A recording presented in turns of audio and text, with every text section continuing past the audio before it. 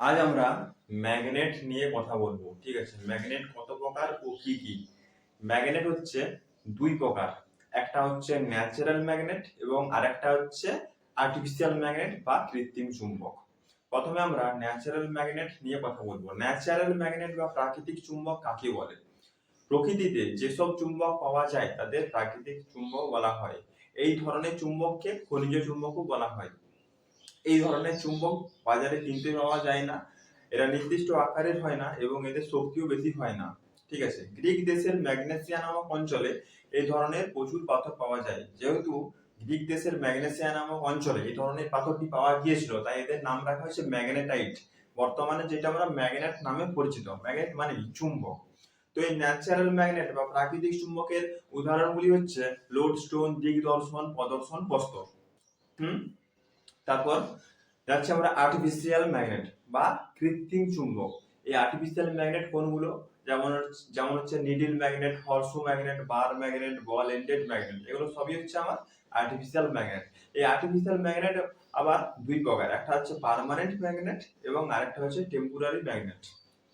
Permanent magnet যেগুলো মানুষ নিজেদের সুবিধার্থে বানিয়েছে, কোনখানে কিরকম লাগবে, ঠিক আছে, মোটরে কিরকম লাগবে, জেনারেটরে কিরকম লাগবে, পার্মানেন্ট ম্যাগনেট সেগুলো মানুষ নিজেদের সুবিধার্থে বানিয়েছে। ঠিক আছে, যেমন হচ্ছে needle magnet, horseshoe magnet, bar magnet, ball ended magnet. এই ম্যাগনেটের সাহায্যে বিভিন্ন ধরনের কাজ করা হয়। ঠিক আছে, ম্যাগনেটকে কাজে লাগিয়ে যেমন মোটর চালানো হয়, জেনারেটর চালানো হয়। ঠিক আছে, এই সব ম্যাগনেটকে ব্যবহার করি। কিন্তু টেম্পোরারি এই পার্মানেন্ট ম্যাগনেটের শক্তি টেম্পোরারি ম্যাগনেটের থেকে অনেক বেশি হয়। ঠিক আছে, আর তারপরে আছে টেম্পোরারি ম্যাগনেট আর ইলেকট্রোম্যাগনেট, যেটা ইলেকট্রিসিটি এর মাধ্যমে ম্যাগনেটাইজ করা হয়। আবার যখন ইলেকট্রিসিটি বন্ধ করে দেওয়া হয় তখন সেটা ডিম্যাগনেটাইজ হয়ে যায়, তখন তার ম্যাগনেটাইজ প্রপার্টি আর থাকে না। মানে যখনই আমি সেটাতে ইলেকট্রিসিটি দিচ্ছি সেটা তখন ম্যাগনেট রূপে কাজ করছে, আবার যখন আমি কারেন্ট ইলেকট্রিসিটি বন্ধ করে দিচ্ছি, কারেন্ট দিচ্ছি না, তখন সেটা ডিম্যাগনেটাইজ হয়ে যাচ্ছে, তখন তার ম্যাগনেটাইজ প্রপার্টি হচ্ছে থাকছে না। মানে এটা কিসে হয়? এটা কপার তারে হয়। ঠিক আছে, যখনই আমি সেটাতে কারেন্ট দেবো তখন সেটা ম্যাগনেট রূপে কাজ করবে। ম্যাগনেট মানে চুম্বকের মতো কাজ করবে। আর যখন আমি কারেন্টটা বন্ধ করে দেবো তখন সেটা ডিম্যাগনেটাইজ হয়ে যাবে, তখন তার ম্যাগনেটাইজ প্রপার্টি আর থাকবে না। এটা কিসে কিসে হয় বলো তো? তোমরা জানো এটা ফ্যানে হয়, এটা মোটরে হয়। দেখবে ফ্যানে যখনই আমি কারেন্ট দিই তখনই ফ্যানটা চলে, তখন ম্যাগনেট রূপে ঘুরে।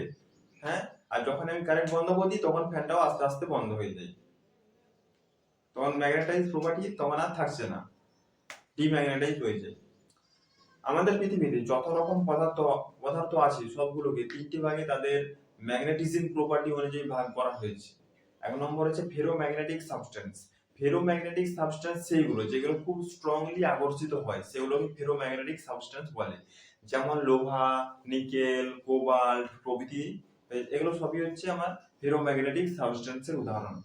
তারপর দু নম্বর হচ্ছে প্যারাম্যাগনেটিক সাবস্টেন্স। প্যারাম্যাগনেটিক সাবস্টেন্স সেগুলো যেগুলো খুব স্লাইডলি বা খুব হালকা ভাবে ম্যাগনেটাইজ হয়, সেগুলোকে প্যারাম্যাগনেটিক সাবস্টেন্স বলে। যেমন হচ্ছে অ্যালুমিনিয়াম, প্লাটিনাম, কপার, ম্যাঙ্গানিজ, এগুলো সবই হচ্ছে প্যারাম্যাগনেটিক সাবস্টেন্সের উদাহরণ।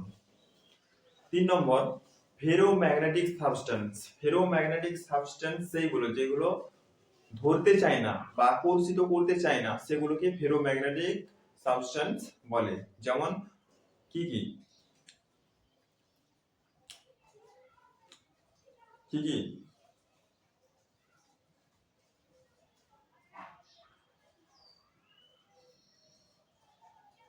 Bismuth, sulphur, graphic, glass, paper, wood etcetera, এগুলো সবই হচ্ছে তোমার ফেরোম্যাগনেটিক সাবস্টেন্সের উদাহরণ। হুম, আর একটা জিনিস এখানে মনে রাখতে হবে, সেটা হচ্ছে ওয়াটার। ওয়াটার হচ্ছে ফেরোম্যাগনেটিক সাবস্টেন্সের উদাহরণ, আর এয়ার হচ্ছে প্যারাম্যাগনেটিক সাবস্টেন্সের উদাহরণ। ঠিক আছে, ধন্যবাদ।